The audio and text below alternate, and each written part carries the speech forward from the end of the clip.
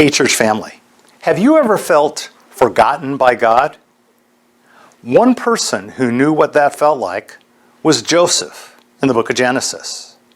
Genesis chapter 40 ends with these words. Pharaoh's chief cupbearer, however, forgot all about Joseph, never giving him another thought. And then you turn the page to the beginning of chapter 41 where you read, 2 full years later, Pharaoh dreamed that he was standing on the bank of the Nile River. Don't miss those first 4 words. 2 full years later. For Joseph, it was just one more disappointment. After being left for dead by his family and sold into slavery and brought to Egypt and falsely imprisoned, you would think that this guy could somehow catch a break. Sure, God was with him. And yes, God caused all that Joseph did to succeed. But what about these trials and betrayals and disappointments? Genesis 41 begins with those 4 short words, and they are words that speak volumes. 2 full years later.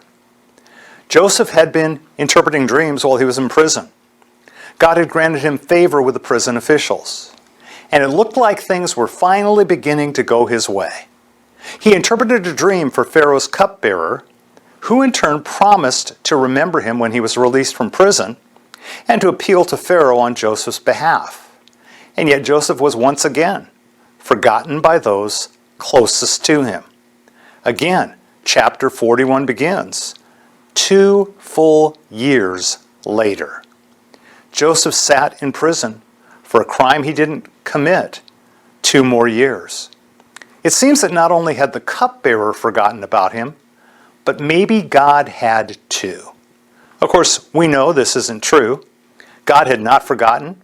He was still in complete control.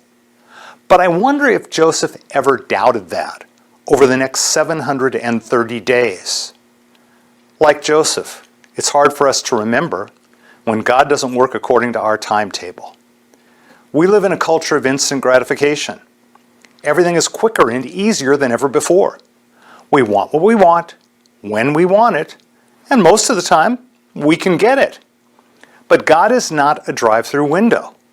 We cannot pull up, place an order, and see immediate results. God's timing is perfect. It was for Joseph during those 2 long years, and it's perfect in the face of every situation we face. Man forgets, but God never will.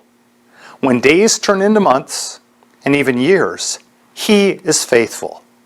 Every day, His mercies are new, and no matter how hopeless a circumstance may seem, God is never early, and He's never late, and He'll never fail to do what He's promised.